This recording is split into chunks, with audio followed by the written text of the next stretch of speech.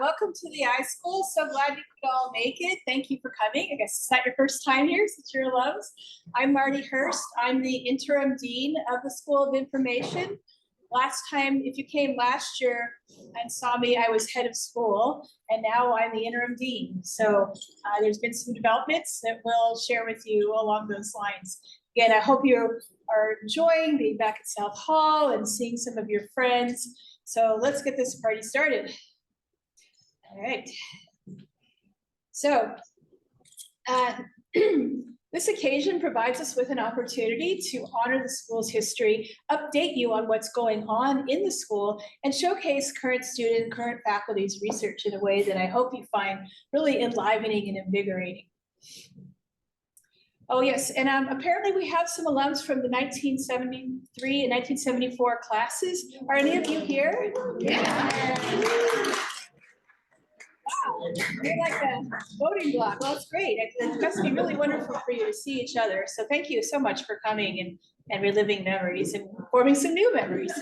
So, so I have up here, Tia has prepared this wonderful information here, the Wheeler Report, which my understanding is it's familiar to a lot of you. I was not familiar with this until Tia pointed it out. Apparently, it's 50 years ago. It came out from campus questioning the role of the library school and challenging the school to look at itself and revive itself. And it looks like you all did a great job with that. I think we're going to hear more about that a little later today. So if you aren't really familiar with it, it's actually available on our website to learn more about the history of the school. Okay, so today, what's going on? As I said, I'm interim dean because we got our deanship back. And so now there is ongoing now a search for the new dean of the school to start next summer and relieve me of duty. So hopefully that will happen. And if you know of anyone who'd be a good dean, you can actually make suggestions to the search committee right now. I have a kind of interesting image here. Does anyone know what this is? Anyone want to venture a guess to what this image is I'm showing? Kind of familiar and kind of strange, right? Yeah. I generated this with DALL-E, the image generation system that uses generative AI. I told it, a Berkeley-like, UC Berkeley-like image, and it came up with this. So it's in an impressionistic style, is what I said. Oh, I see. Yeah, so it's quite beautiful, actually. I think I had to do a few things, but so yeah, it's kind of familiar and unfamiliar at the same time. And I think that's how we all seeing technology today. Kind of eerie, kind of powerful, maybe a little scary, but also very exciting. And I think that this is kind of a good image. It sort of keeps the traditions of Berkeley, but also moves us into the future.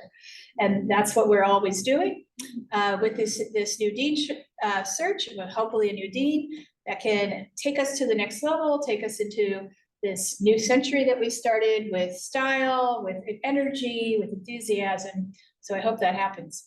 I will say the status of the school is very strong now.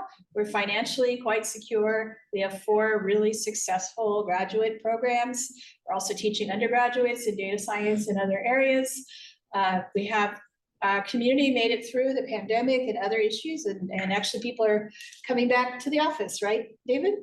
And when people are coming back, the students are back. So we're really working to have people more in person, which is a challenge for all organizations today.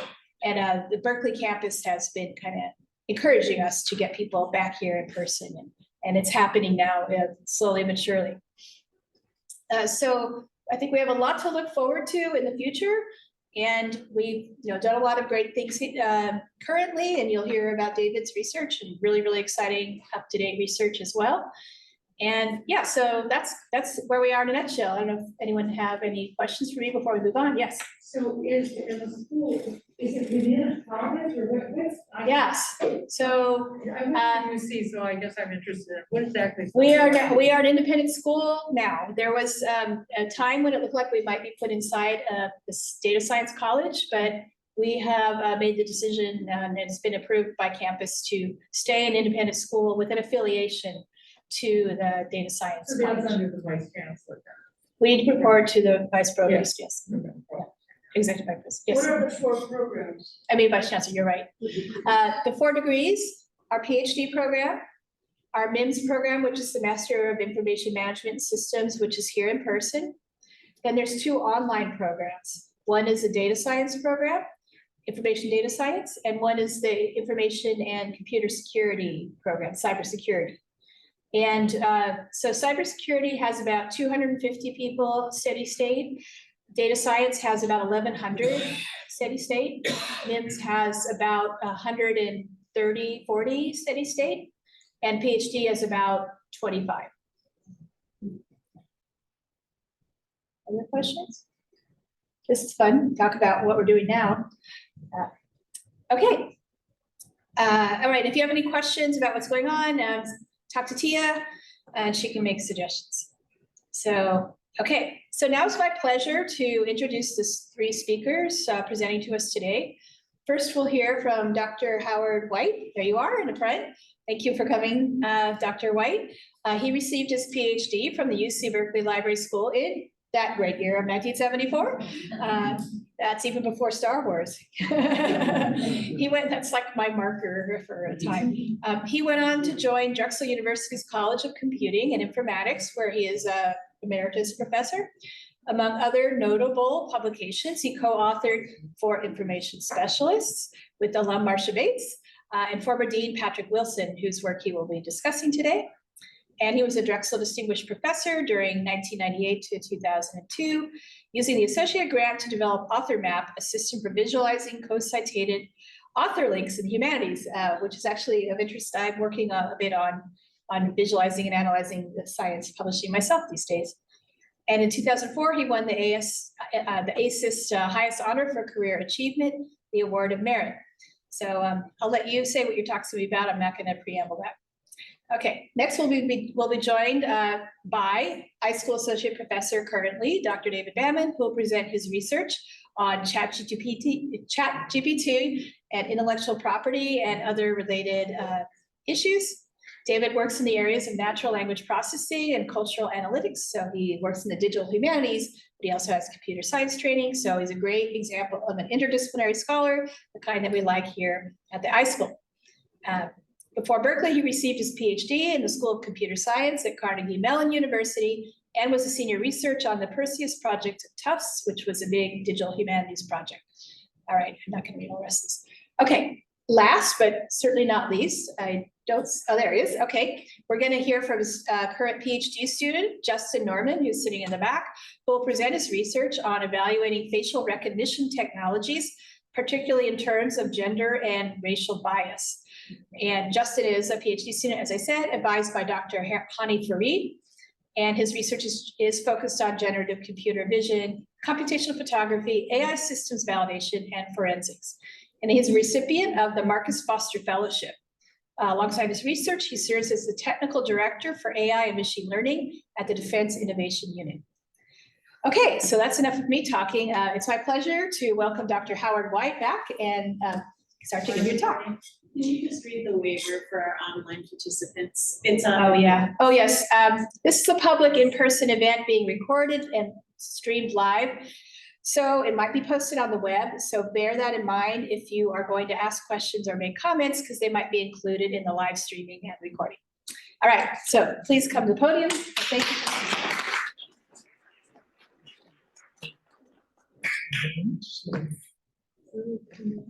All right, what you doing? Okay. Well, okay.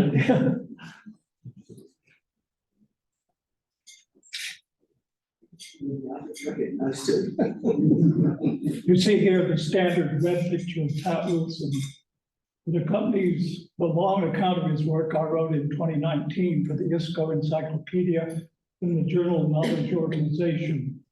That account's last sentence is, for his breadth of vision alone, Wilson is inexhaustibly rereadable. He was my thesis advisor, and although I didn't know him as Pat, I was also asked to write some memories of him as an introduction to this work, which is his memoir of sorts from 2000. It is a book-length set of interviews on his life and career that, as a retired dean of this school, he gave Laura McCreary for a UC Berkeley series. I highly recommend downloading it.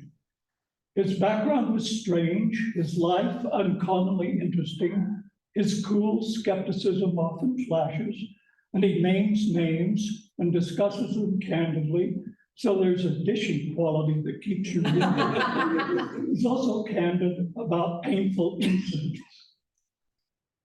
I want to place him in this school's intellectual context. He was hired in the same half-decade as Bill Marin and Bill Cooper. All three had PhDs in philosophy, and all three were trained in formal logic.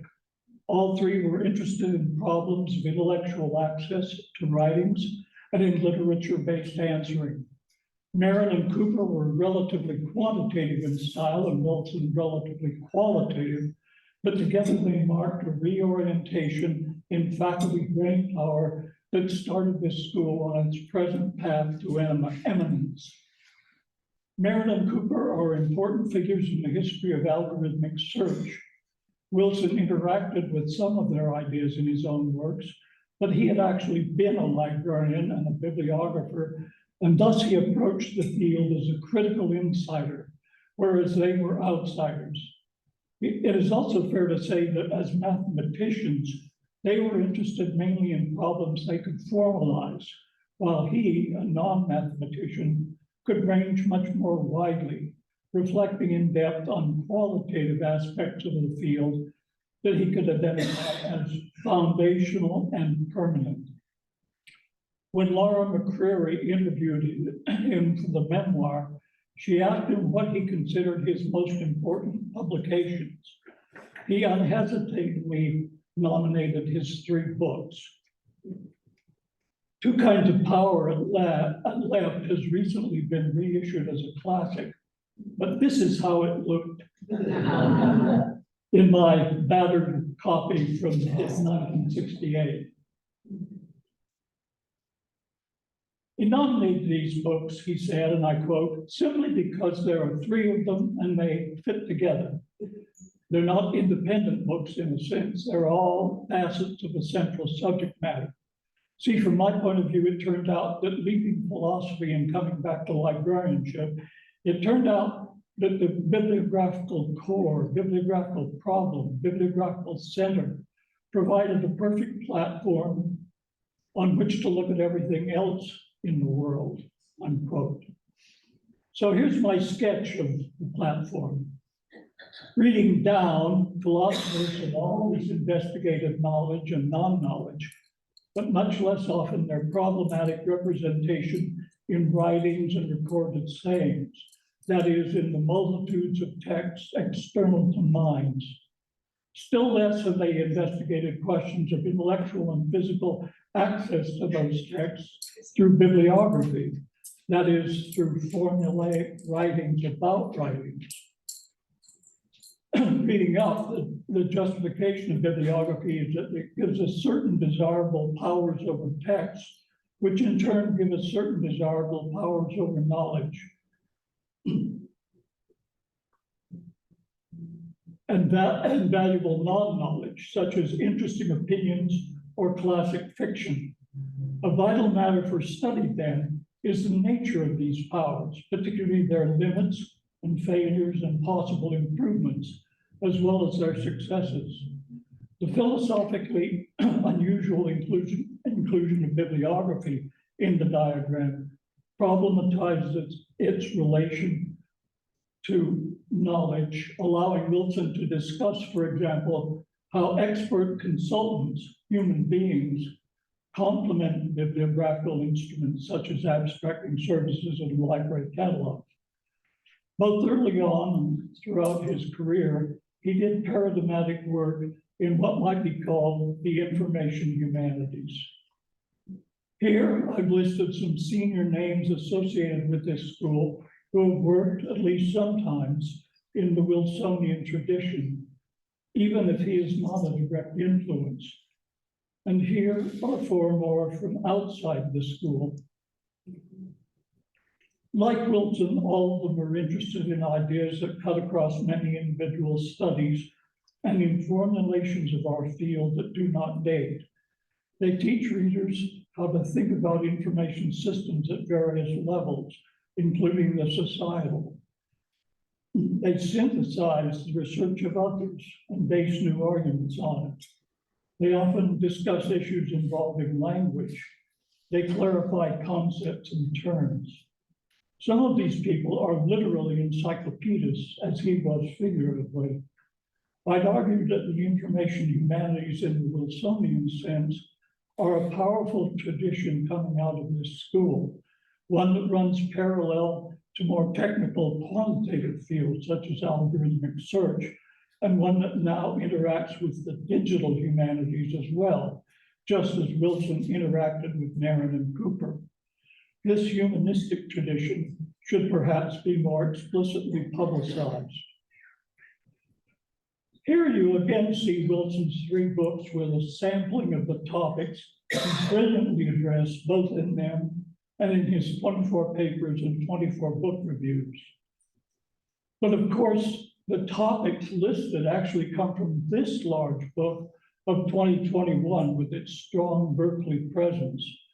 The topics on the topics below the arrow are short chapters from it, and those above are longer essays from it. I put contributors to it from the school against gold backgrounds and contributors with other Berkeley ties against blue backgrounds.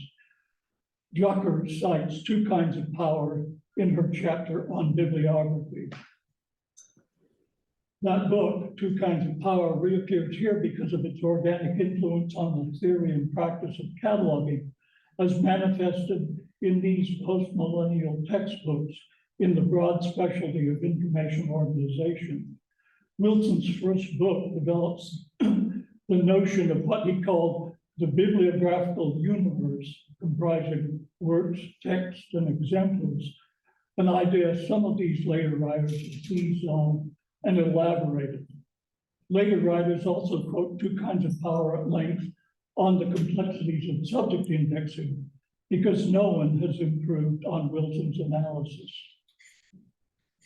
In 3 papers of the 1980s, Wilson vividly proposed how to improve the online catalogs of research libraries.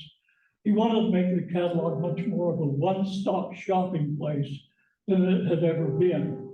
That meant recording not only an author's books in it, but also an author's works, regardless of length. It also meant going beyond the library's own collection and entering the physical or virtual editions of those works wherever they are held, as long as they are publicly available. Doing that would fulfill the theoretical second objective of cataloging that in practice had never been adequately observed. These reforms of his are seen in the catalogs of today because he was a very sensible critic. I can illustrate with a screen grab from the UC Berkeley catalog of 2023. Searching on Marcia J. Bates as an exact phrase instantly retrieves 176 entries. After the duplicates are removed, one has a bibliography of most, not all, of her professional writings, her books, journal articles, book reviews, and so on. The slide shows 4 of them. From the top, a book of essays that she, Wilson, and I wrote separately, a book she edited, one of her conference papers, and a chapter she contributed to a book edited by others. In Wilson's day, the bottom 2 items wouldn't have been in the catalog, even though they're in the Doe Library, because Bates is not on their title pages, only in their tables of contents. The second item wouldn't have appeared because it's in cyberspace rather than locally held. Only the top book would have appeared since Bates is a co-author and copies are in Doe and other Berkeley libraries. Thus, roughly 95% of her non-book length writings would have been scattered across other indexes. Wilson wanted catalogers to include more than books or publishers' packages, as he called them, and he launched that idea in the professional culture. I turn last to Wilson's best-known paper, Situational Relevance,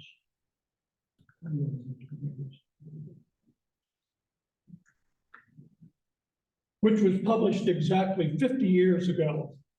The reviewers of the relevance literature in our field have never done it justice because of its complexities. They just imply it discusses retrievals that bear on your overall situation, as opposed to simply matching your topic. That badly oversimplifies it. Here, I want to popularize some of its points in a way that sharpens their true nature.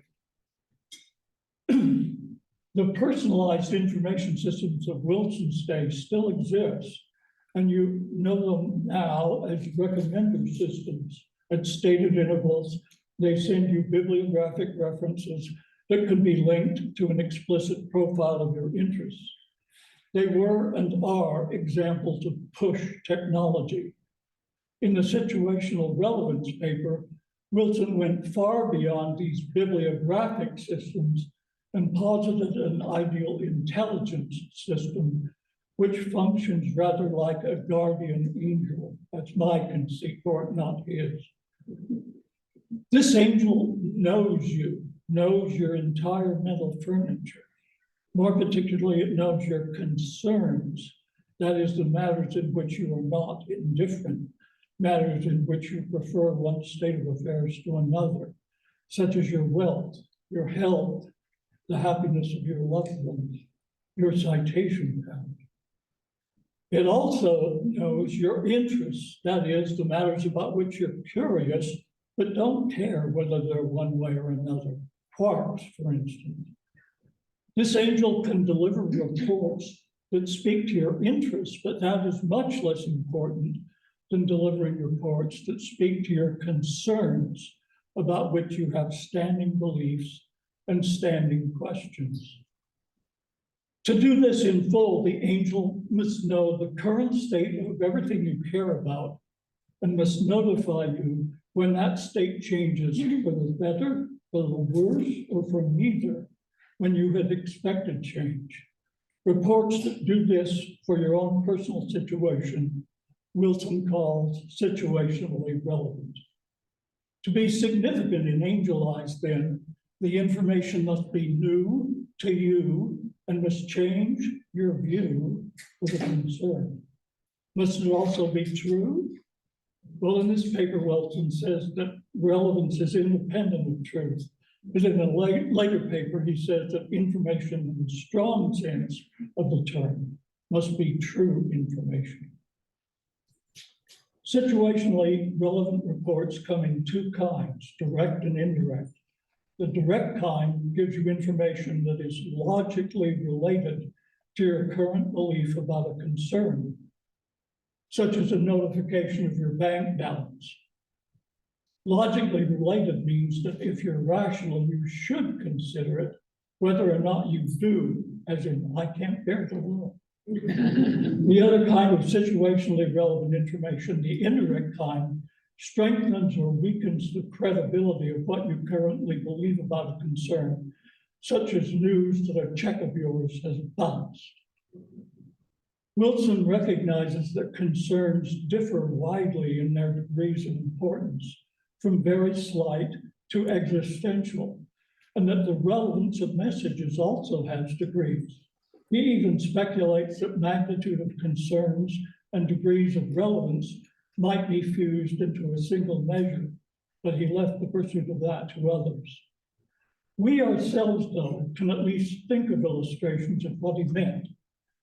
Slight concerns, for example, might be those of children at play, such as a little boy wanting to net the finest butterfly to show his tutor, or a little girl wanting to pick the prettiest flower for her mother. Then the butterflies and flowers they see would have different degrees of relevance for them. At the other end of the scale, existential concerns would be well exemplified by a preference for your own continued life over pain and death. That preference is almost always strongly held, even if it's not uppermost in mind. Then any information that caused you to live and not painfully die would be situationally relevant to the highest degree. In these old pictures from Germany, we have these concerns from the very slight to the existential, united in a single framework. Unbeknown to the children, their state with regard to continued life has taken a decided turn for the worse, and they desperately need information to correct it, though not a set of bibliographic references. The guardian angels in this case telepathically whisper, "Step back, my child," or do they do something? Whatever they do, it's unbidden, that is, the children did not in fact request it. Given the situation in the pictures, however, it might be best not to speak of it as a push technology. In this case, what should be pushed is a pull.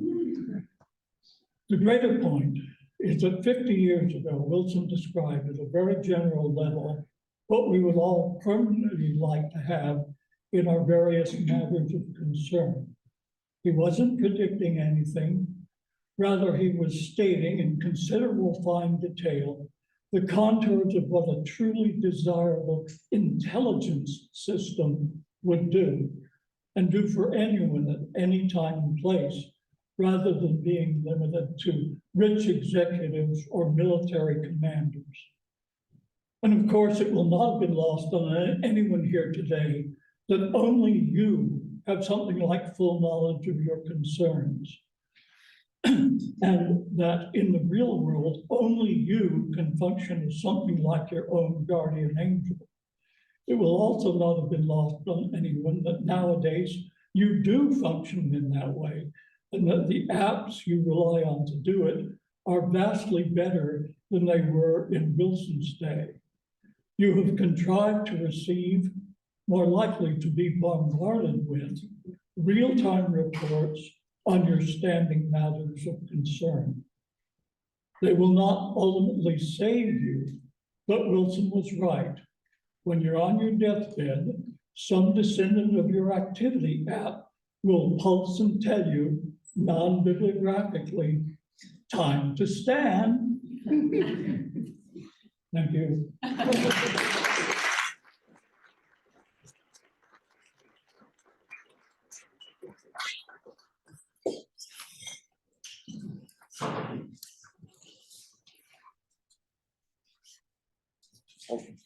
Do we have time for Q&A? Yep. Anything else? Oh, Would you like to? Yeah. oh, I didn't write that for you.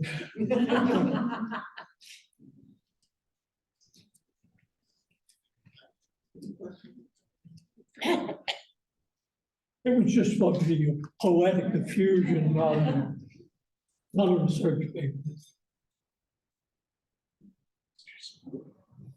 Oh, in the back there. Well, I, like many people, had Patrick Wilson for the introductory course, 250, I think it was called. And like many people coming to library school, I had no knowledge that there was an intellectual background or corpus in what I was about to enter. So that was opening a door, showing me a different way of doing things that I really appreciated with taking his course. Not at the time, but later. I still quote Ranganathan to people, because sometimes, you know, saving the time of the reader is something you can say to people about what you're planning to do, and that makes sense to them. They don't know who Ranganathan was or anything like that. The last thing I'd like to say about Wilson is he was a very practical person. And at the end of the fall quarter, he invited 3 of our classmates to talk to him. And he basically said to them, "This isn't working for you." And they didn't return. And I only say that because, you know, people enter master's degree programs in person, they start something, they find it isn't for them or whatever, but he had whatever vision he had and actually said that to people, which probably saved them money, time, aggravation. And I only say that to the people who run online programs, because you don't have that capacity. You don't see the students. But, you know, as a retired librarian who was involved in hiring employees, we would see people and we would sometimes after the interview say, how the hell did they get through library school? Or what, you know, what's missing here? Because we didn't want to hire them, you know, we could see trouble when they were sitting across from us. And I think having that person who had been, as you said, a librarian, and seeing new librarians and maybe saying, this is not the right choice for you, was a blessing for some people, at least for the 3 people he spoke to in December of 1972. Yes, he did have a very wide range. There used to be a site where you could look up a professor and see all the doctoral students he had, and Wilson had by far the most for his day in this school. Bill Marin and Phil Kugler had, you know, relatively small contingents of doctoral students, and Wilson, because he was sort of in the world of qualitative matters, but also very strongly in the world of qualitative matters, and he had a very wide range of interests. His range of citation across different fields is very broad. He could serve a very diverse population of doctoral students as their advisor and supervisor. He also, you know, taught many students in the master's program. And I think, you know, some of them would find that they couldn't relate to anything that Wilson would say. They would be sharply critical. And others found it a life-changing, life-enhancing experience to have had at least one course with him. I had about 4 in independent studies and all. So he was truly gifted, and those who appreciate him really appreciate him in their lives. I have a question from the online audience. Could you speak to personal interactions of Patrick Wilson, laughter or chatting over beer and pizza? I'm sorry. Could you speak to personal interactions with Patrick Wilson, such as laughter or chatting over beer and pizza? Oh, okay. You might find this very strange given my adulation. I didn't know him on a first name basis. I did not call him Pat. He was my advisor. I saw him maybe 3 times during my dissertation. I co-taught a course with him, but that was not an occasion for me to, you know, really talk with him a lot. So I was not, you know, close to him. I didn't have beer or pizza. I just like to read him. I mentioned in the introduction to his memoir, I have a little, you know, memoir of my own there. And I say that I was once in lonely London for 3 months.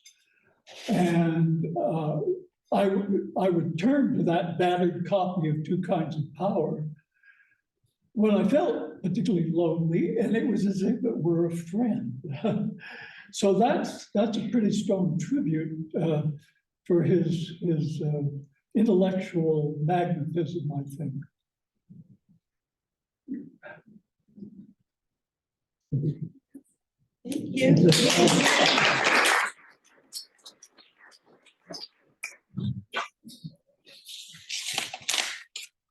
Okay, hello everyone, and I suppose first, welcome back to Berkeley. It's great to see you here. I'm David Bamman. I'm an associate professor here in the school, and what I want to do is give you a sense about the kind of research that's happening in our school right now.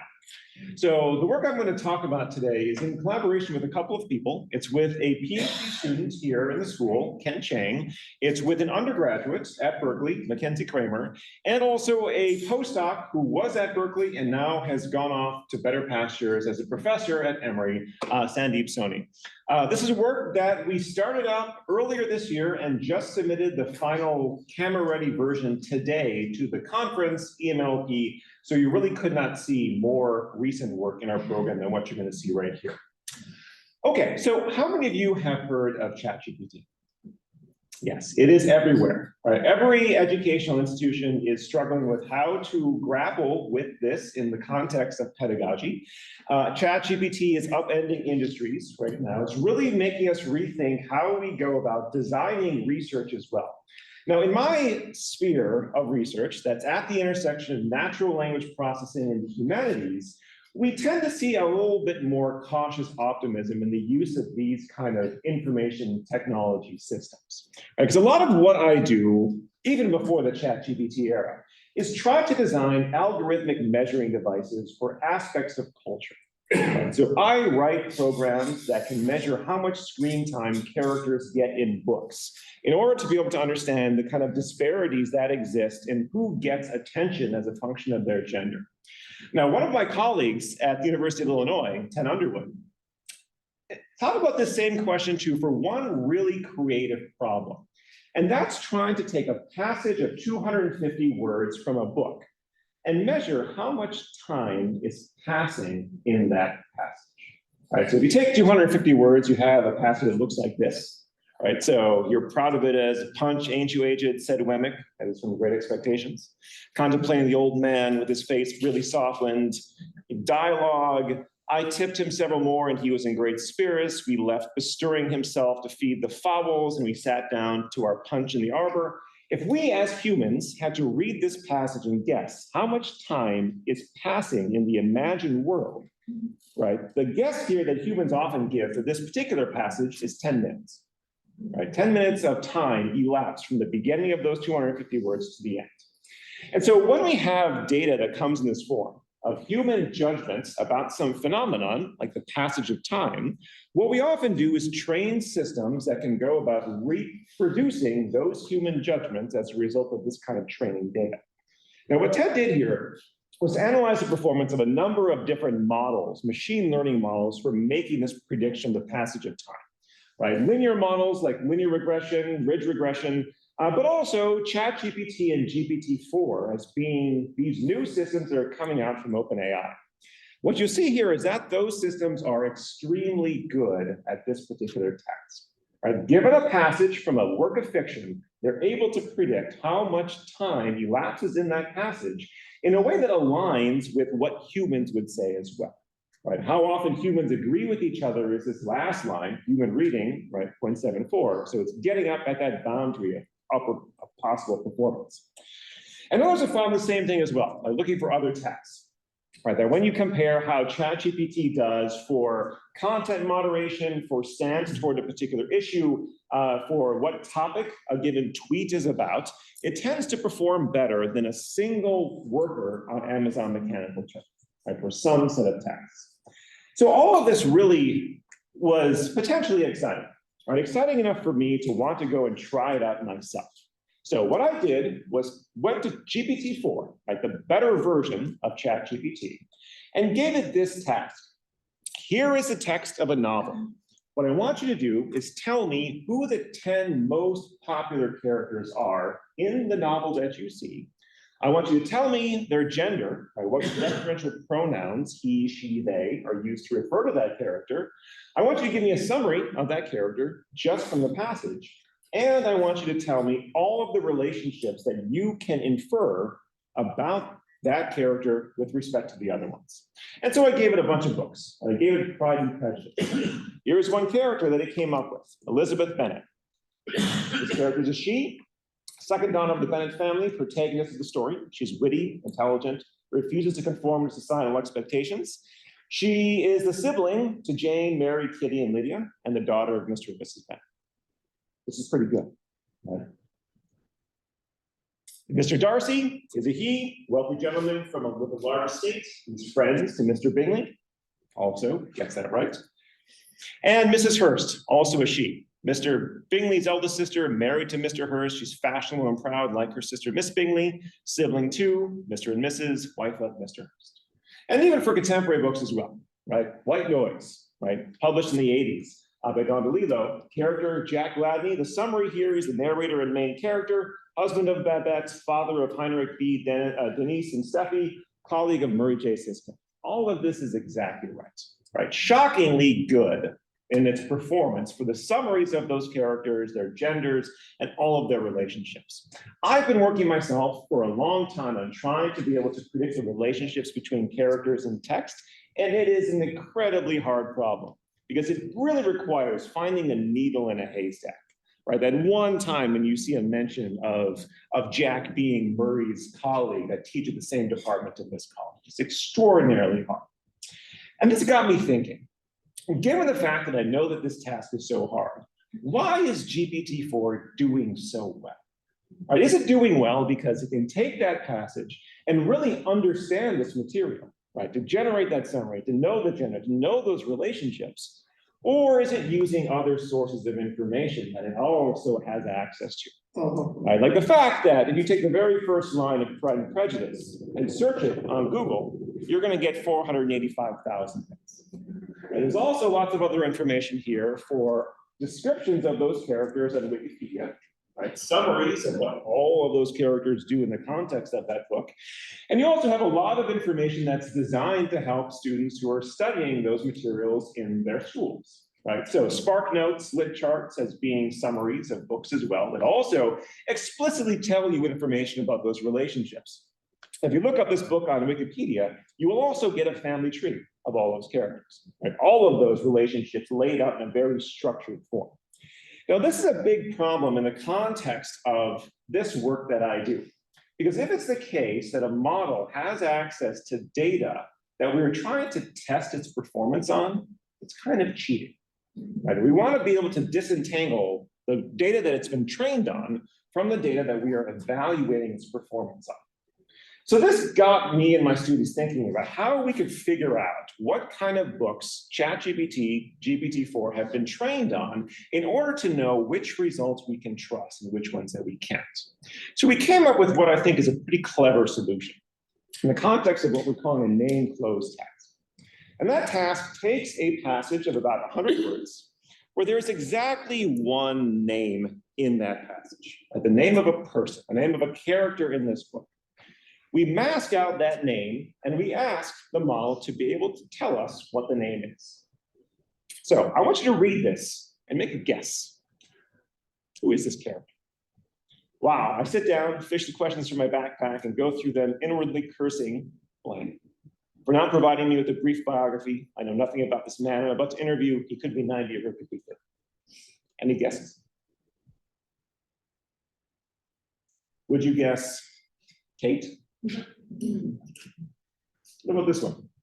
Some days later, when the land had been moistened by 2 or 3 heavy rains, Blank and his family went to the farm with baskets of seed yams, their hoes and machetes, and the planting began.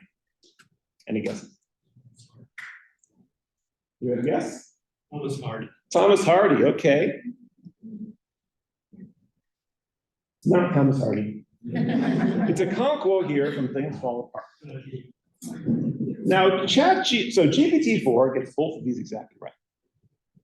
Both of them exactly right, which is extremely hard, right? As you can see as humans from the context, there's not information in just this passage that should tell you that this name is a conquo, right? So knowing this fact, knowing that this name gives us a sense about how these models have access to particular data.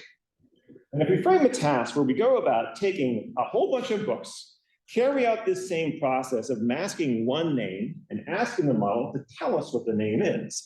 If it gets the name exactly right, we know it must have seen that book somehow. We're going to talk later about what those sources are, but we know it must have seen it because otherwise this name is impossible to predict.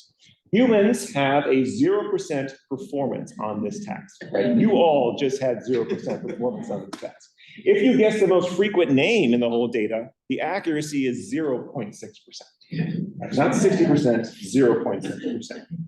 So we have a data set here that we can then use to interrogate all these models to see how many of them are they able to guess this passage right, which gives us a way to go about understanding which of these books it has seen and which ones it hasn't. Because if we look here at a big collection of books that come from the public domain, that are works that have been nominated for Pulitzer Prizes, works that are bestsellers, a bunch of genre fiction like detective stories, horror stories, romances, and works by Black authors in particular, to get a sense of the diversity with which we might expect to see variation here among knowledge in these models. We really do see a lot of variation. The most memorized books, right, include Alice's Adventures in Wonderland. So for 100 passages that we give GPT-4, it gets the name exactly right 98% of the time. Harry Potter is also high up on that list. We'll get to some of these issues legally a little bit later about what this entails, but out of those 100 passages, 76 of those, it gets exactly right as well, right? But you'll also see lots of other works that are taught in high schools here, right? Scarlet Letter, Sherlock Holmes, Emma Frankenstein, Pride and Prejudice.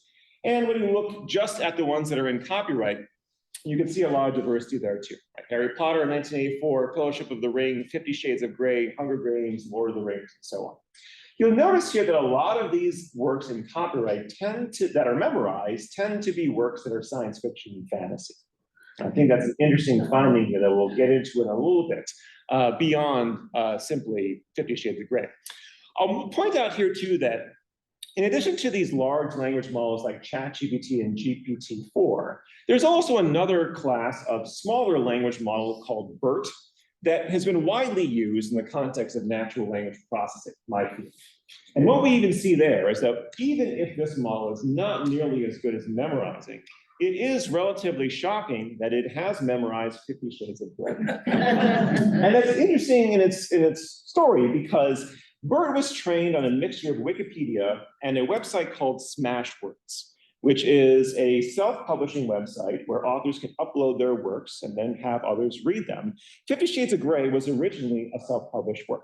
And it didn't show up originally on Smashwords, but still, it was in that Smashwords data set at some point when Google scraped it and trained BERT on that particular model. So when we looked here too, we also wanted to understand what these sources of data would be that OpenAI could be training these models on. Now, we don't know for sure what the sources of the training are. We never know 100% whether they've actually trained on a particular book. But what we have at least is evidence of memorization here that can guide these kind of choices. So to look at this a little bit in more detail, we took 10 passages at random from each one of those books and sampled a sequence of 10 words within that book, and then queried a bunch of different sources to see how many hits do we get? And is there a correlation between the number of hits we get on Google, for instance, and the fact of memorization that we just saw in the previous couple of slides? And the 10 grams, the sequences of 10 words that we're querying are passages like you see on the left. Right? Seemed to know where he was going. He was obviously, or he bent and pulled the ring of the trapdoor, which. These are not super popular passages. They're just random ones throughout the entire work.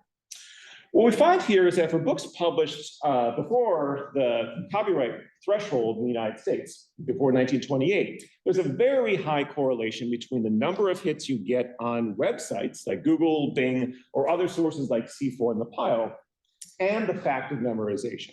But we also see the correlation here for works in copyright as well.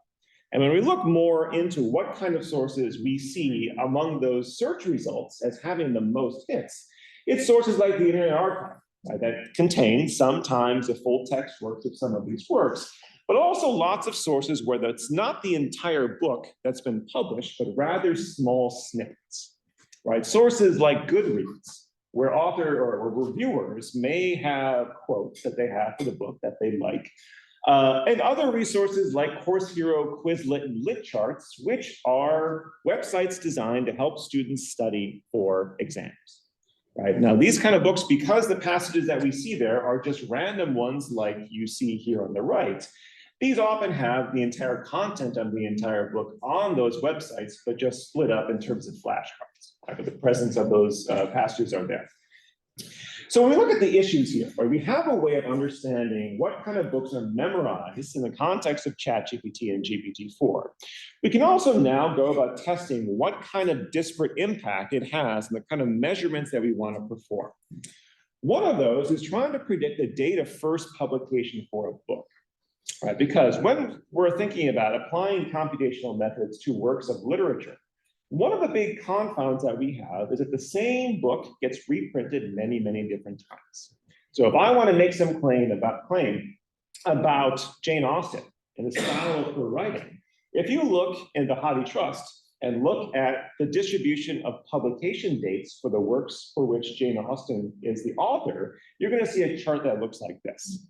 Now, if you don't know Jane Austen, it may come as a surprise that Jane Austen died at this line.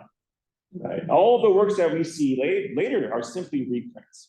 Right? We often want to be able to understand for a book, what is the first publication date in order to ground every different version of that book in terms of its overall work and not at the level of the item in terms of the manifestation for further. So to do this, we test this, we sampled 250 word passages from a book, prompted ChatGPT and GPT-4 to tell us the year in which that book was published. And what we did then was measure how wrong it was, right? In terms of the correlation between the mean absolute error, right? How wrong it was at making this prediction, and how often you see that particular book being memorized, passages from that book being memorized. Because what we suspect here is that it's going to perform better on books that it's memorized than books that it has not memorized. And this correlation would tell us whether that fact is true. So what we find here is that when we take this measurement, we do see a huge disparity. It's able to guess the year of publication for books that it's memorized much better than books that it hasn't. Right. So in the chart here, you can see that when we compare the books that are at the top of the memorization, the mean absolute error is very small. Like ideally, we want mean absolute error to be 0, and it's close to that. But for books that are at the bottom of the memorization rank, like the ones that it has not memorized, that error is much higher, both for ChatGPT and GPT-4. That's a problem for us when we're carrying out work in cultural analytics. Because if we don't know which books are memorized and which are not, which ones are in the left column and which ones are in the right column, we don't really have a good way of assessing how good the performance is going to be in the absence of information about that book's being memorized. But we also then checked one last question here of how we can see the performance of these models for this task that I've introduced this talk with, right? Guessing how much time elapses in the course of 250 words from a work of fiction. So we carry out the same kind of task. We took a 250 word passage from each book. We annotated as humans how much time we judged to have elapsed in that passage. We then ran those passages through GPT-4 and then have it predict the duration of time in those 250 words. Again, not because we care about the absolute accuracy, but because we care to measure if there's a difference in performance between the memorized books and the non-memorized ones. And what we see again is that there is a difference, right? It's not a difference that's statistically significant, but we still see at least the ability of these models to perform better on memorized books than on works that are not memorized. So because it's not significant, it doesn't mean we can conclude anything definitive from this, but it does at least give us reason to investigate further to understand this kind of behavior. So that gives us at least a couple of things to think about as we conclude this research, right? To first see this as a case where, because we know that there's disparities in performance as a function of which books it's memorized, it gives us reason to prefer to have open models where we actually know what the training data is, right? So not models from OpenAI, but rather ones like Llama, OPT, Bloom, more open source versions of the same kind of architectures. One recommendation for anybody who's doing work in this space is not to benchmark performance on really popular books. Because it's often tempting to say, well, let me just think up a book like Pride and Prejudice or White Noise and see how GPT-4 does. We know that because those books are going to be the memorized ones, you shouldn't assess performance based on that set. But also it gets to this broader, more philosophical issue of understanding whose narratives are being encoded in the context of these models. Right, the disparate memorization about books really does open up the question of how those values of memorized books are reflected in other behaviors that these language models have. Right, so in the context of conversation or question answering, if we have a language model that's only trained on the works of Cormac McCarthy, right, very bleak existential books that you might not want to have as being the values encoded in the context of a large language model. Just surfacing that fact is important to understand how these choices of narratives get reified into the values that are encoded in these systems. So if it wasn't clear where the title comes from, this is a self-memoir from Vladimir Nabokov. But if you want to read any more, you can see this coming out in email Pete later this year, but there is a preprint up on archive right now. I'm happy to take any questions about it. Thanks.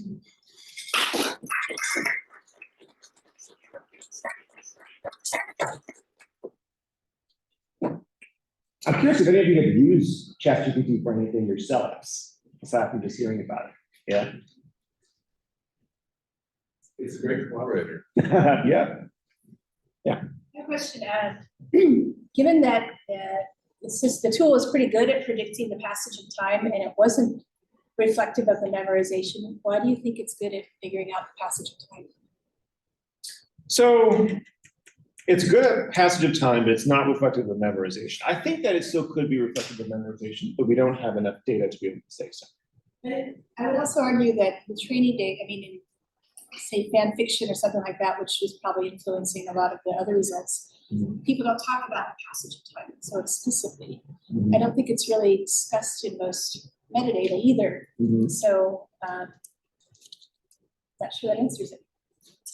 Yeah, I mean, I think that's, so I think I would challenge first that it's not only fan fiction that these models are trained on. It seems to be pretty clear that at least the OpenAI models are trained on the Books 3 corpus, which is about 100,000 works of fiction that are mostly in copyright. So, but even in that context, these works that you see as a random 250 word passage here from Great Expectations, there's not the passage of time that's explicitly discussed here. Right? I think the idea behind a lot of these models performing well at a number of different tasks is that if you've seen information that looks similar to the kind of task that you're asking it to do, it can do it well. Right, so ChatGPT, GPT-4 are great at sentiment analysis because on the web, there are tons of movie reviews, you have star ratings associated with them, so there's an implicit signal that's there. For these kind of tasks, I don't know if I would say that these models are doing well at being able to predict the passage of time. I think even for the result that we see in the context of Ted's work, it does seem to do it at least in a small sample, but these numbers are not statistically significant either. I think there's a lot of variation. It's a lot more to look at here because again, it's rare that anyone talks about that unless it's very crude, like minutes, hours, days, and it's just picking up on it. I don't know, is it zero shot or is it? For GPT-4 and ChatGPT, this was 5 shots. So you get 5 examples of what it looks like as the real signal. What I will say is that for some passages that are strictly dialogue, the amount of time that passes in dialogue is exactly how much time it takes you to say that dialogue. So it's very easy in the context of that. It's much harder when you have passages like this, which are mixed, and other passages that are at a broad, like that are zooming out to encompass decades or centuries. The collection was very varied in how hard it was to pass. Yeah, maybe, yeah. But I think it comes down to how wide the confidence intervals are on measures like this. And I think they're quite wide.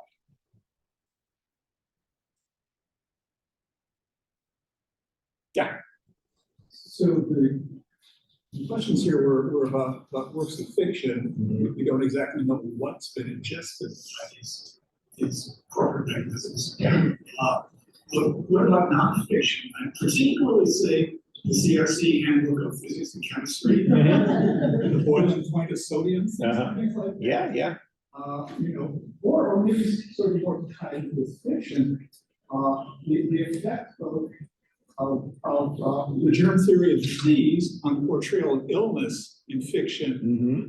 You know, since Tristram Shandy forward, you know, and the effects there to get a little bit of the fictive life to animate this algorithmic inquiry. But any thoughts about you know, so people aren't using these to design airplanes, are they? Not to my knowledge. But so is the question, there's the implication there that there's a higher risk in the context of the design of airplanes than we would have here for these kind of analytical questions that are trying to tell us about culture. Yeah, well, maybe the question might be the interaction between, call it factual literature and fictive literature. And how that, I think humans generally understand that difference pretty well. We can do that, that's great.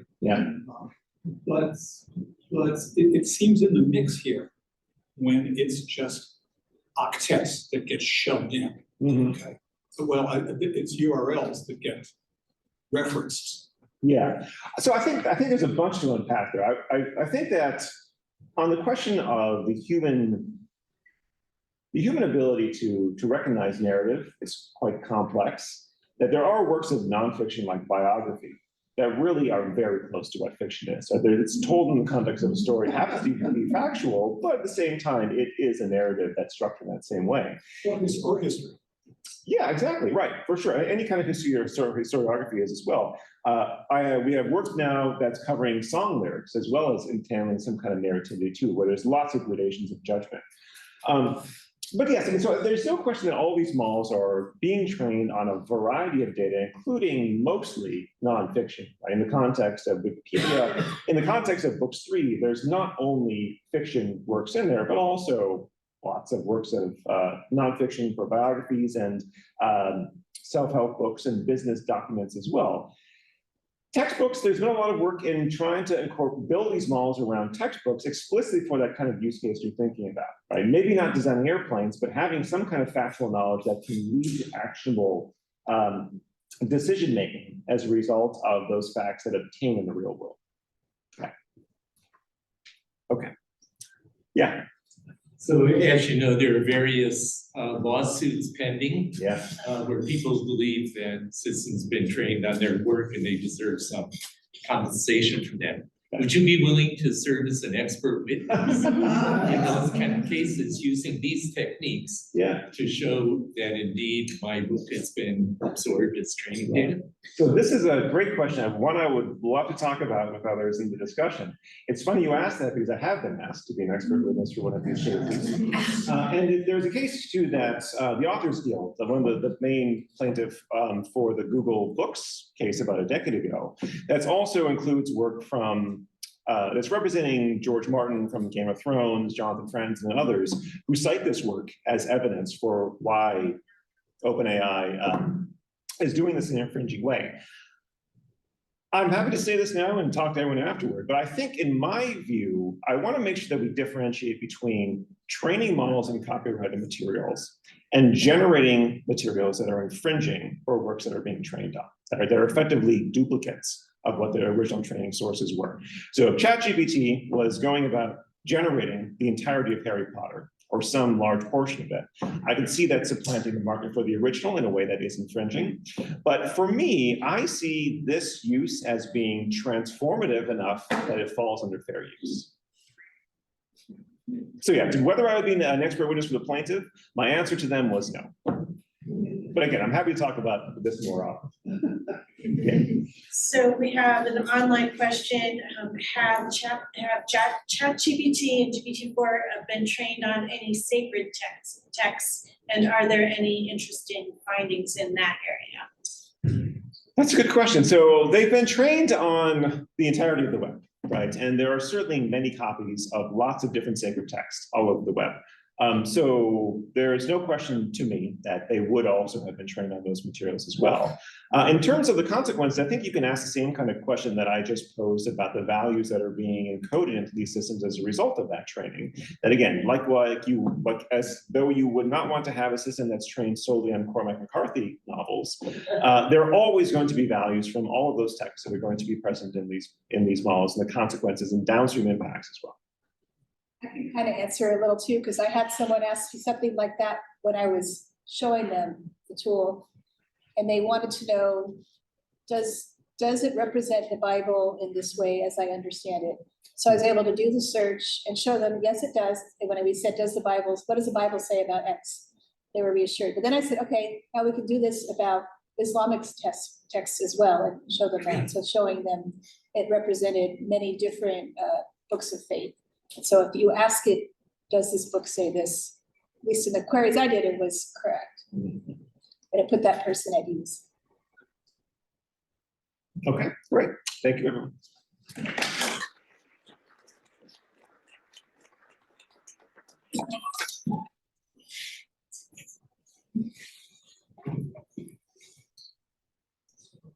All right, so I get to go last as the PhD student, right before everybody gets to the reception. So I wonder whose idea that was. So I'm Justin Norman. Thanks to Marty for already doing the introduction, but I actually think it might be useful to talk about my background a little bit before we go into the talk. Some of the motivations might become a bit clear. I actually, despite what you may think, I'm a bit on the older side of our PhD cohort. I had a couple of other careers before I started here. I was a Marine for quite a while, and I've focused on signals intelligence. So think about taking a lot of really complicated information from a variety of different sources and try to condense them down to one PowerPoint slide. It doesn't work very well, but that's the job. And then I went and spent some time in industry, ended up actually running a couple of data science teams, had a chance to be a developer, had a chance to be an engineer, fingers to keyboard on code. And so all these sorts of things kind of developed a motivation of wanting to understand, between the research side of things, which is incredibly important, and the practical side of things, which of course is how people actually get things done and implement, where is the actual, connective tissue between that, and who's doing that work? And so that's a lot of the reason why I got into this PhD work, in particular in an I school, that I was interested to do it. I am a computer scientist by training in undergrad, but I also went to business school, so I forgot all that there, and then came back and learned a bunch of computer science again to be a practicing researcher. So in terms of the research that I'm interested in at the moment, I've got 3 active projects that are really, kind of keeping myself and Hani Free, my advisor, really engaged. The first is thinking about facial recognition systems. So that comes back to thinking about real world implemented systems and the impact that they have, not just from a usage standpoint, so how's it used on you, but the data that goes into them and the data that they exhaust. And along the lines, in the middle there, you see that synthetic data is actually becoming a much larger part of our lives. And when I say synthetic data, I mean either procedurally generated, so you give a bunch of attributes to a system and it spits out something that looks like a person or looks like an object, or fully synthetic, where you go through a transformer-like model, like David was talking about, and you get something that is net new based on a distribution that it has been trained on. And then finally, using that sort of generative technology to think about the impacts to real-world evaluation systems. So if I am a person and I enhance my image, so I want to remove blemishes or I want to give myself a mustache, how does that impact the facial recognition software, and what implications that have ethically, and also from an enforcement and from evaluation perspective? So in general, I'm very interested in who gets to make these decisions. Does the technology actually work, and to which degree, and how can you evaluate in a universal way how that technology works? And then who gets to control the information that gives you that power to decide whether or not, in fact, that should be used. So it turns out that, it's a build slide. It turns out that facial recognition research is actually not that new. So the earliest facial recognition publications date back to about the 1960s. And it wasn't until I think the 90s that we got to facial recognition becoming like a mainstream technology that you saw implemented in a way that impacted daily lives of a citizen. And over so the next 3 decades, we moved from an academic pursuit where it's can I actually recognize this using the software?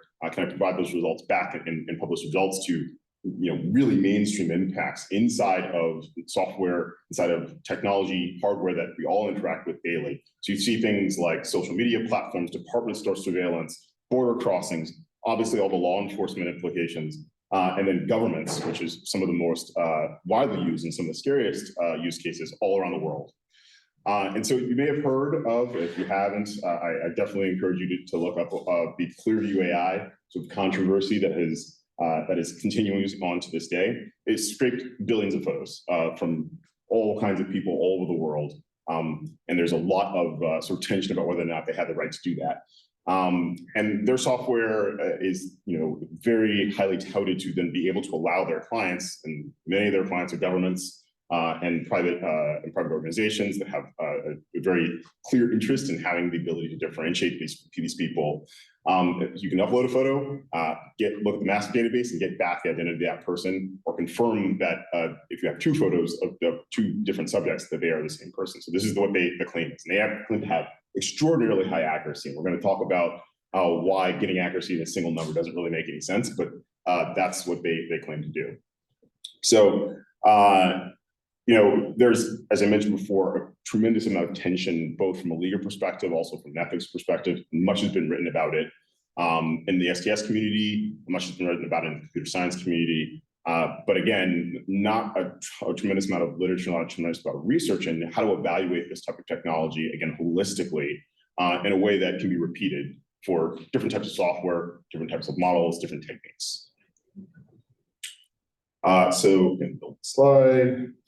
So, one of the things that's really positive about what I would consider to be our community is that there has been the right fingers being pointed at some of the flaws sort of writ large about facial recognition technology as a whole. So, particularly in terms of gender and racial bias, there's this very seminal work from Joy Buolamwini and Deb Raji, which is called Gender Shades, which talks about how facial recognition systems in particular just struggle to consistently recognize women and people of color, and especially that combination, that interlocking combination, in any meaningful way. And sometimes they get them completely wrong, and other times it's so inconsistent that it really can't be utilized, especially in a serious setting like determining identity or confirming identity.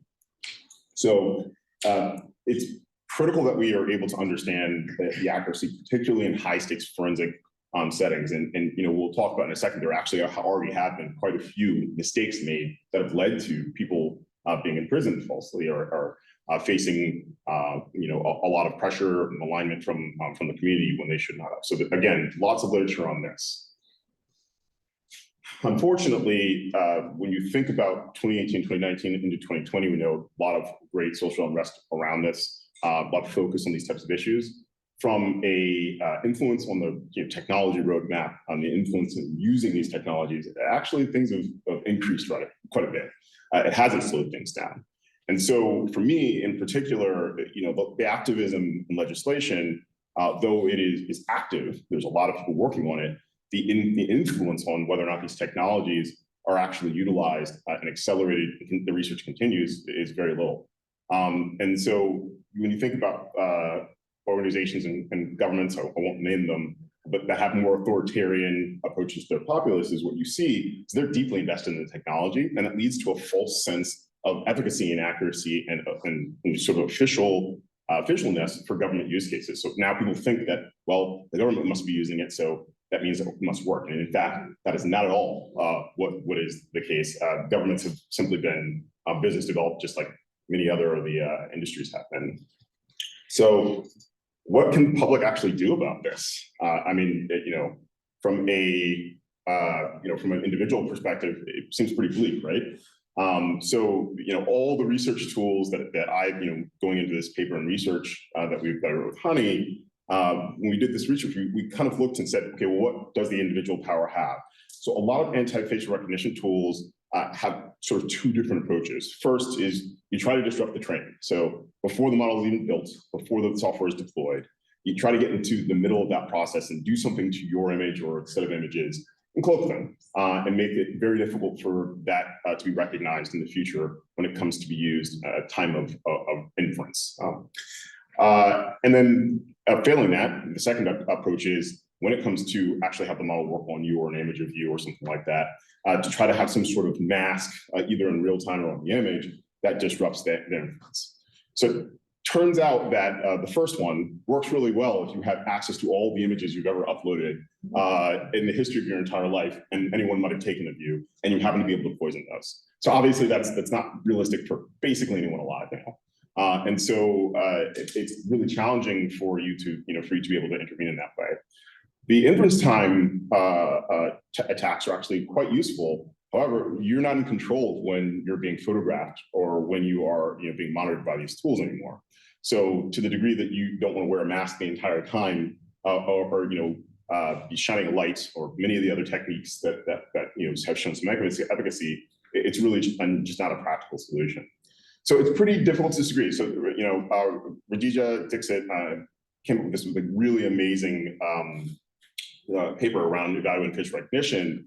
And the consensus is basically that, digitally aware human beings today, these are not realistic techniques that we can expect to work. So you can't stop yourself from being scraped. You probably can't defeat the inference. It's probably going to be used in the criminal justice system. So if we know that these things are true, we should probably start focusing on making sure that if it's going to be used, we know it's going to be used, can it be evaluated so that we can make it more fair and understand the implications and risks of using it in these contexts. So that's where a lot of my research began to be focused. So it's effectively, a few guiding research questions before we got to the actual paper. The first is, which part of the facial recognition workflow was most interesting to us, which actually could be immediately impactful. And in criminal justice, court processes, forensic facial recognition processes, we've been talking about it already for quite a while. It's just the most immediately impactful context that I could think of. And by the way, it's already being used and having, I think, pretty serious implications. So we're focused there. And the question is, are these systems actually accurate for these non-academic tasks? And when I say an academic task, looking at a data set that's controlled with a very specific set of individuals with well understood demographic attributes and saying, what is my accuracy? This is just not the way the real world is. The images are dirty. They come from all kinds of different sources. Sometimes they're duplicates. Sometimes they are incorrectly labeled. And so that's a real context. And so very few of the facial recognition systems, when they tell you their accuracy number, operate in that context. And then finally, what are those real world conditions? Is it low quality? Is it re-identification as the task? Or are we thinking about doing something that is, in video or in real-time senses? So these are some of the sort of constraints that we're trying to think about putting on the research itself. And so we came down to a couple of project questions that guided this project. The first is, how can we actually get to a place where we're evaluating robustness and accuracy under, conditions that we could consider to be repeatable, and that it could be shareable across a family of models, right? So agnostic to one specific approach, one specific technique. And then how do we do this without just creating more harm? And this goes back to the conversation around data. So if I were to do this without thinking about the techniques that we approach, I would just gather a bunch of data from a bunch of different demographically differentiated, diverse people, and then they have to sit there and become a part of a corpus that is, of course, going to be used in facial recognition. For me, as a person that's definitely a target of the type of technology, I would find that extremely uncomfortable. So we have to think very carefully about those contexts. And then think about what tools and what techniques, especially in today's day and age, when we have synthetic data as an option, that can avoid that. Okay, so a lot of the work that exists today around facial recognition technology or anti-facial recognition technology in the criminal justice context come in supporting these adversarial tasks that we talked about before, or in advocacy. So how can I opt out? These are extremely important, but the government official that we're talking about here, let's just be honest, it's probably going to be a judge. Or someone in the criminal justice process that's supporting that judicial process, that doesn't really help them in their process. They are, constrained by the law, constrained by their knowledge of how these tools and systems work, and by the people who present themselves as experts. And so, the goal was, could we provide them with some more context, with some more information that can help expand that knowledge base in a way that is again, repeatable and reliable and follows a scientific method. So, okay, so here, a lot's been made about the strengths and limitations of that, but to our knowledge, this is the first time that we specifically addressed unique requirements of forensic facial recognition, where simple measurements of precision and recall are not enough. We have to go beyond that. So we have to control the composition of the comparison group. So this is the data set component of it. And then we also have to provide a realistic assessment of how the facial recognition systems might be used in a forensic context by law enforcement or by the judiciary process. So this starts with actually finding a way to represent the real world data set and a synthetic data set and call them as sort of a facsimile or visual facsimile of each other. So I mentioned we don't want to just go out and capture a bunch of additional data of facial recognition software to be used. In fact, it's actually really difficult to find them nowadays. Most of them have been locked down by research organizations for good reasons. So we want to think about building a synthetically procedurally generated data set. So what we did was go out and start to work with an organization called synthesis.ai. And what they do, they offer a software suite which actually creates 3D images, 3D models of humans based on parameters that are supplied through an API. So put very simply, they create a bunch of bone scans of human beings, and then they sort of slap a mesh onto those bone scans, and they can control all the different demographic characteristics you might think of, including expression, the pose, lighting, all that in a scene. And so that gave us an incredible context to be able to develop a data set that looks a lot like the in the wild random data sets you might get for facial recognition technology without actually involving any humans.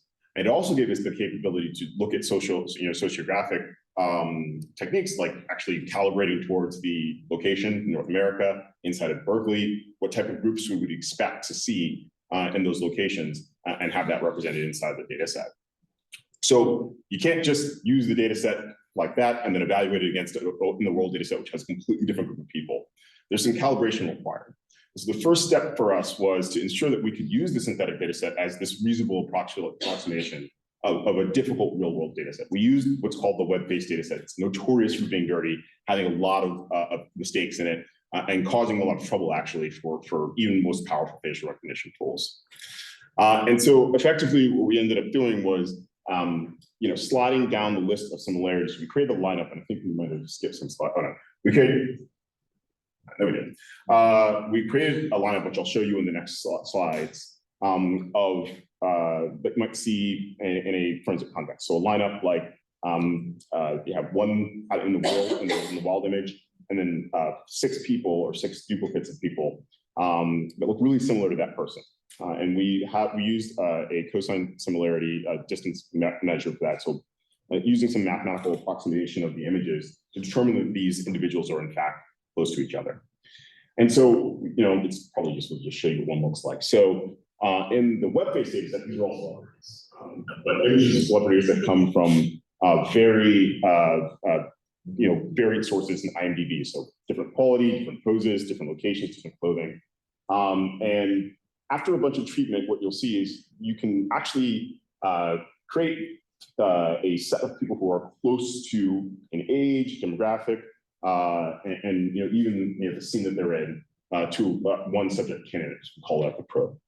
And we end up doing the same thing for these sort of digital human beings. And this is an example of those done with sort of more mugshot approaches. And then on this left-hand side, you can see right here that they're more in the wild images, which approximate that dirtier or less controlled data set. And so the point of this is, if we go back to the calibration, if we create enough of these images, create enough of these lineups, and then actually slide down the synthetic lineups to a less hard or less similar group of people, we can actually calibrate the same similarity distribution that we get from the real world data set. So instead of having 2 different complete data sets that we evaluate from, now we have a synthetic data set that we can control the demographics of, we can control the size of, and can control all these different parameters that approximates the performance level and the quality level of the real world data set. So this is incredibly useful, not just for our task, but also for potential training tasks and for other evaluation tasks downstream. Okay, so now on to evaluating the models themselves. So it turns out, and I've kind of alluded to it before, these models typically get evaluated in like the best possible conditions you can find. They're great images, they are of high quality, and they're all facing the right direction with good lighting. And it's just not the way the real world task works. So we created a way to look at the types of degradations that we commonly see as real world images come in, and to separate that out and also combine them. So things like blur, image resolution size, random noise, the gamma correction, so making images darker, as well as the quality level of the image in which it's saved, so compression.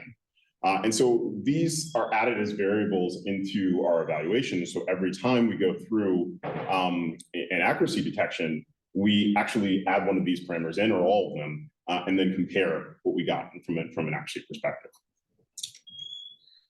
And I should mention that the specific task that we're doing here, if you go back to this slide, is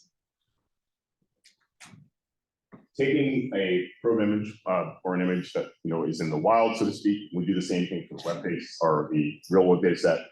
We'll artificially insert a image from that same identity, but it is not from that. It's not that same image, and then find the 5 or so most similar other individuals that are not from that identity, and then if we get the correct one when we do our square calculation or similarity comparison, that's considered an accurate. And so we do this many times across many of those different degradation types. And what you get is a series of results that show the actual accuracy on a much more difficult task, also with a different level of quality for each images. And so what we first had to do, of course, was perform that calibration. So what you see in the blue and red lines is that without calibration, actually, they're really different between synthetic and real world. And so you can't use that. That just basically shows you that you're getting 2 different results for different model inputs. But we were able to create a lookup table because we understand the degradation parameters and because we understand the distribution from earlier. That really, and you see with these circles around the blue lines, that we got a dead-on reasonable proxy of what a real-world data set does. And so now we can see the 2 data sets are well matched in terms of overall accuracy. And if we need to use this, if we need to switch models or switch data sets, we now can and have an accurate result that we can use across multiple different models, multiple different contexts. So kind of moving here. So what are the contributions of the work? What are we doing from a takeaway perspective? One of the contributions is we have now a specific set of actions, not just a set of results, but now a process that you can follow that can be taken to conduct facial recognition technologies when you're using synthetic data. So 2 things: 1, you don't have to use that in the wild data set that is harmful. And 2, if you are an evaluator in a judicial system or evaluator in a company or organization, have a way that is scientifically based, that is also is neutral to an agnostic model to perform your evaluation against the status quo. And we also learned that there's a growing cohort of individuals who think that you can simply train models on only synthetic data and then use them on real humans, and that will be somehow a performant result. And it turns out from this type of evaluation, we learned that that's not true. There's a calibration required in order to incorporate synthetic data and human data inside of the facial recognition tool. It's completely possible to have a mixed training data set, but you have to do that calibration, and that calibration is something that requires experimentation. You have to do the work. From an ethical perspective, there's a ton to talk about here, but I don't actually even have time to go into all of it, but hit the wave tops. It is theoretically beneficial to provide these fully synthetic data sets, like I said. However, determining what is correct is just not a technical endeavor. What does a representative data set look like remains a social science issue. And if you look at what the sort of leaders that are in synthetic and the forensic space even today, they make wild claims about being able to get to very high levels of accuracy in the 90th percentile, but very little about how they actually selected the data set and what they considered to be representative of the population. So, we obviously recognize bringing social science, bringing information science, bringing multidisciplinary work into that selection, but it's been useful to show the impacts in a quantitative way.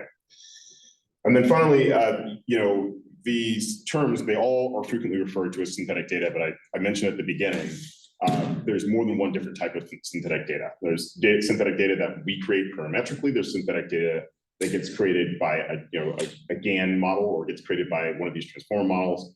We need to be very specific about what we mean when we're talking about synthetic data, because the calibration required to account for that in a facial recognition system is quite different. Okay, so the outcomes.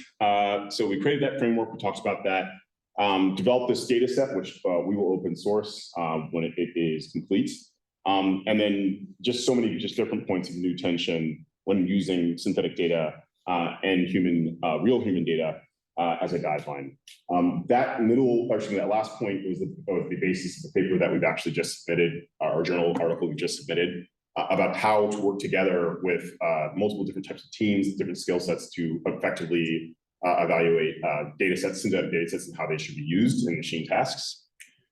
And then going forward, we need to open source the framework. It needs to be provided to law enforcement, to judiciary systems, to organizations, so that we're not taking their word for it in terms of what they're telling us of the accuracy.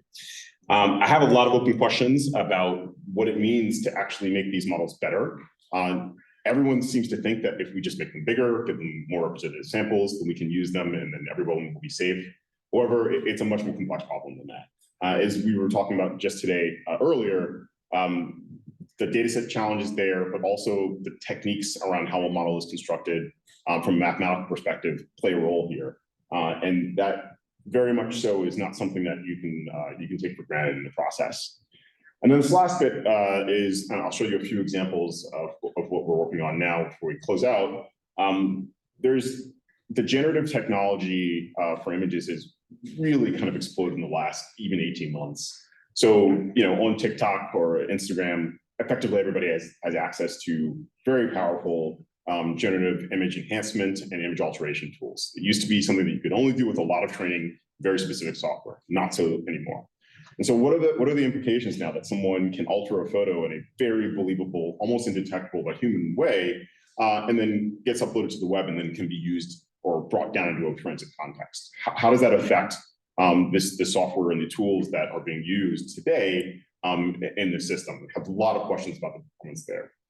And so one of the things that we're doing is using a technology called there's in-painting and out-painting technologies that alter the images in increasingly believable ways and seeing what impacts they have on the same accuracy pipeline that we just talked about. And in particular, where we're focused at the moment is in image enhancement, so of image restoration models. There's a class of models which do a very, in my opinion, optically believable job of taking lower quality images. So these images have been downsampled from the original at a factor of 2 to 48, and then spit out a hallucinated version of what that person would look like with higher detail.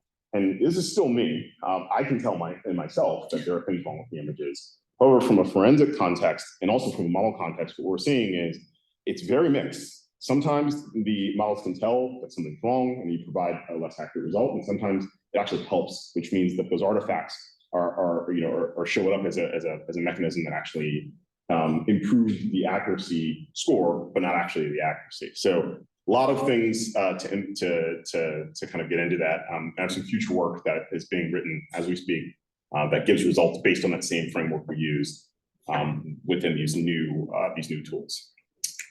So I'll stop there.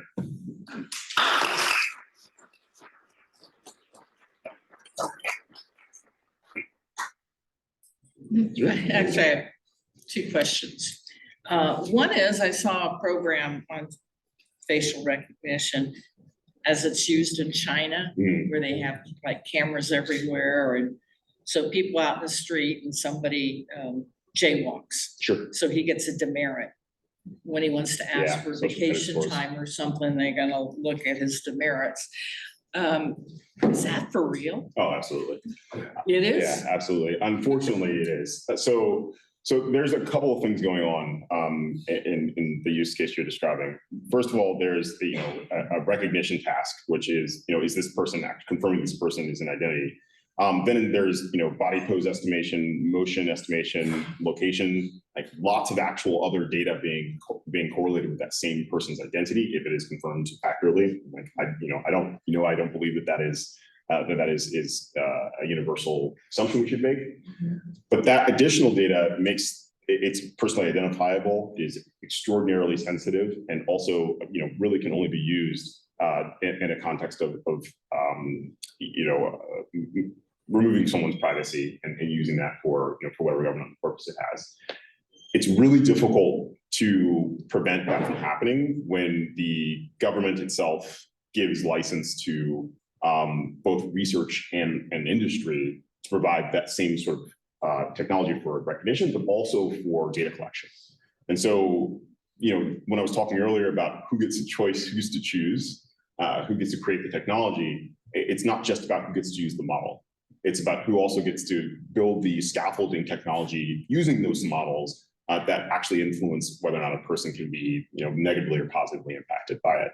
And in places where the law favors the government, those have gotten much more advanced in day-to-day life. I think the responsibilities that we have as a global community, in my opinion, is to expose the ways in which these things can fail, and to offer leadership in companies, countries, organizations that feel differently and are on the side of human rights to be able to provide counteraction to it. It's the way I would put it is, a person has a government background, a military background.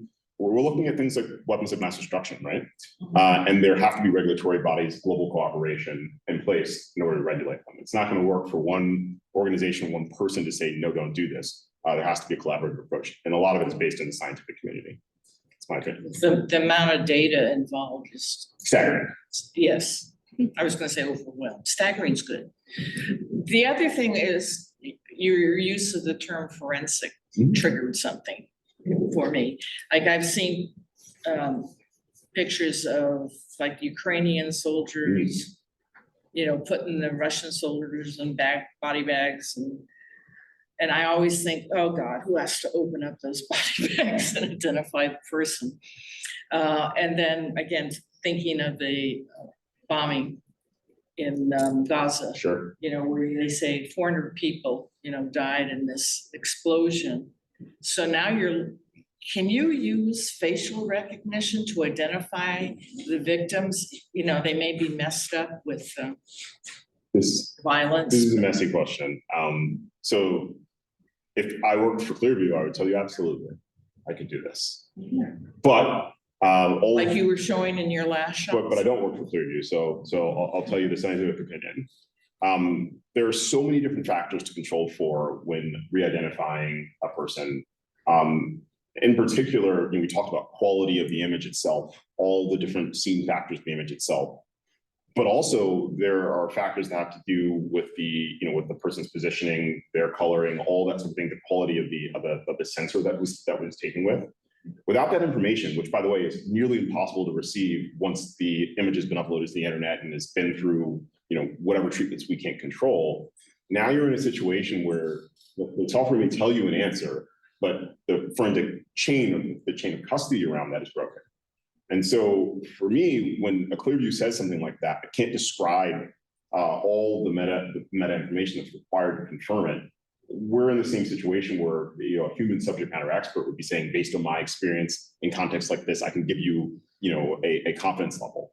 And that's simply not how they report the answer. They report the answer as, we believe that this is 98% the same person or not.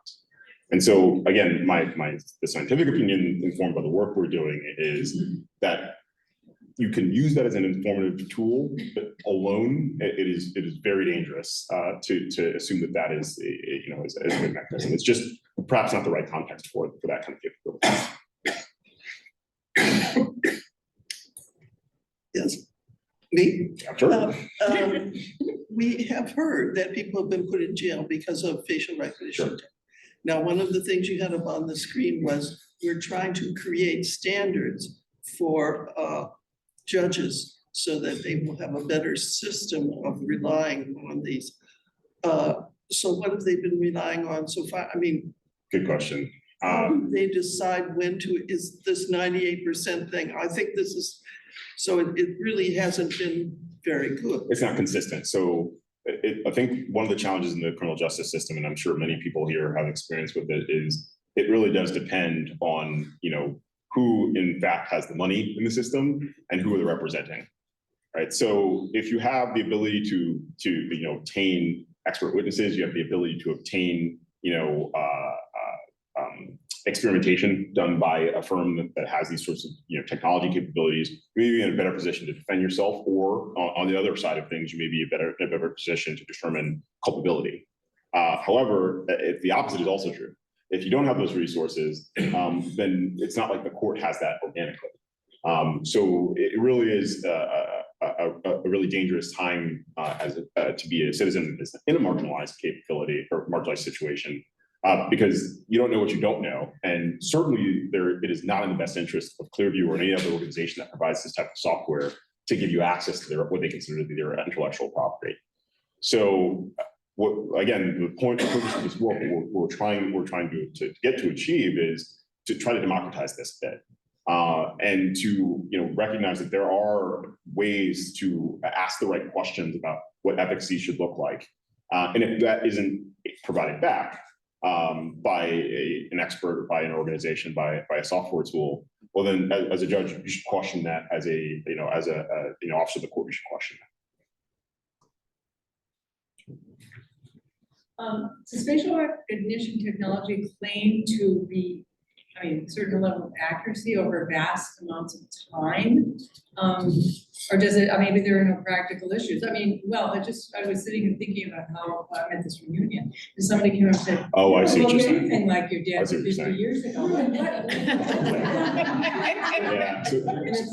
So a lot of things going on. So face recognition technology, just to keep it in context, we're talking about there's more than one way to encapsulate facial recognition technology. One is confirming that an individual is the same individual, where I think you would be talking about, and then the other is trying to identify someone out of a crowd, for example. And so the re-identification case with age, it really depends on the model, whether or not it works at all. So we used two models here. I didn't really get into that for the technical detail of that, but we used an older sort of technology set and a newer one.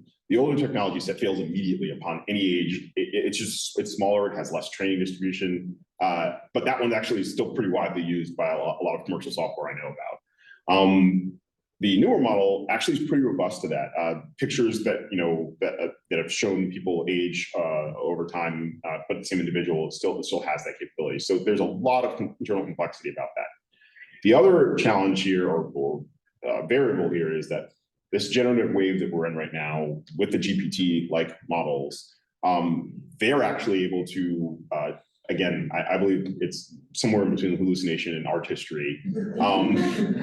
They're actually able to provide depictions of what a person might look like over time. And so one of the things that I've seen is that fed back as metadata data into the training distribution. And what I've seen is, again, pretty mixed whether or not that helps. So all interesting things, but a lot of it's still pretty new. And frankly, I think what I've learned from this so far, just to be really specific about it, is you really do have to control for the situation, the quality, the person, the environment. And so showing a couple the facial recognition tool that much just difference between those two images would to me be a weakness in the process. We have time for one more question. So when we were students here, many of our professors held that privacy was an important value in our profession. I mean, for example, you can't go into a library and ask them, what did so-and-so check out? You know that. You have to get a court. Absolutely. Is any of that being taught in school now? I think extensively, privacy research is very, very much so at the center of what most people, or what a lot of people are trying to do at the art school. I'm not an expert in data privacy, but I know especially a lot of the folks in the MIDS program, the cyber programs, are really focused there. So the answer to that is certainly yes. In the context of this, I am working largely downstream of it with the assumption that we've lost that battle. And so if we are able to have a technological intervention that somehow increases or decreases our attack surface there, I'm all for it. But I'm trying to operate, as I said before, in the world we live in, which is one that has all of our photos available for free on the internet. So, all right. Well, thanks.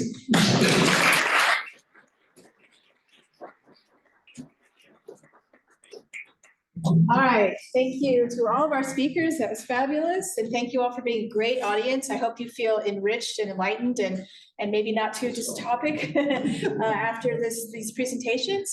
And I think we're gonna, please join us for refreshments downstairs. Or is it here or downstairs? Downstairs. Downstairs, yes, there's an elevator if you need it. And enjoy mingling. Thank you again.